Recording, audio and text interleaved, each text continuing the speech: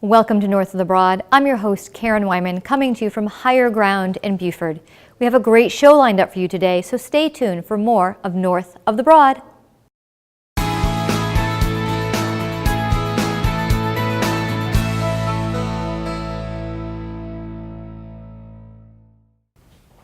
Welcome back to North of the Broad. I'm your host, Karen Wyman, coming to you from Higher Ground in Beaufort.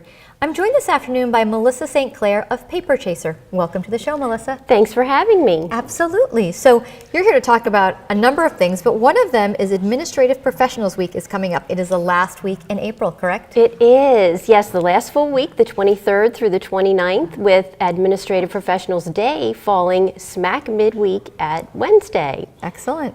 And so one of the things that you're here to talk about is being a virtual assistant. That's one of the things that you do, correct? Yes, absolutely. Employment is a huge issue for military spouses, and I'm a military spouse.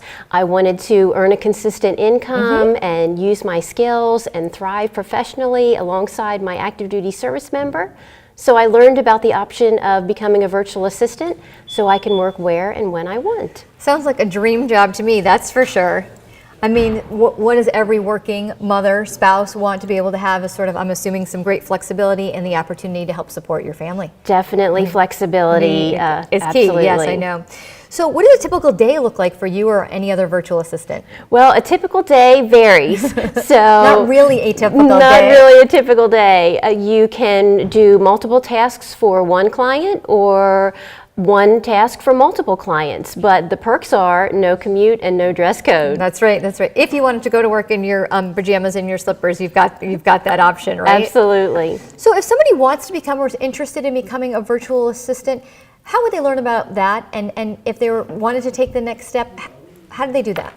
Well, to launch as a virtual assistant, as an independent contractor, it requires the same steps as a traditional small business startup, but without the overhead and the high startup costs.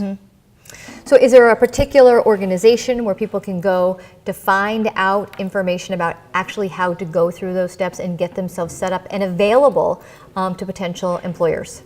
Absolutely. Actually, some colleges now are offering a glimpse of virtual assistant in their office administration curriculums.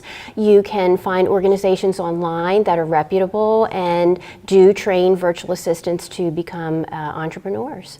Yeah, so obviously as someone from the other side, if you're an employer looking for a virtual assistant, how do you find the right person? And is there a specific website that somebody would go to if they were looking for someone to find the types of services that you offer? I always advise folks that are looking for support to reach back to their network, because that's really your number one resource. Tell them what you're looking for, or you can ask through your chamber or another professional organization, or find someone on LinkedIn. I was just going to say, what would you say about using LinkedIn in order to find some of those services? Yes. And so, I mean, how are you going to celebrate Administrative Professionals Week? Well, I know there will be lots of lunches and breakfasts, but I think I'll give myself a day off. You'll give yourself a day off, of course, a well-deserved day off. So you in particular, your company is called Paper Chasers? Yes. And do you happen to be in the market for new clients if someone is interested in your services? Absolutely. New clients are always welcome, and referrals are always welcome. Wonderful. And if someone's looking to make contact with you, how can they find you, Melissa? The fastest way is to make a beeline to my website, paperchaserbiz.com. Okay, excellent. They can find you on LinkedIn, Facebook as well? Absolutely, with the handle of paperchaserbiz. She's got all the lingo down, just a couple hashtags, and we'll be all good to go, right? Absolutely. Well, anything else that you'd like to share with our audience before we wrap up our time here today?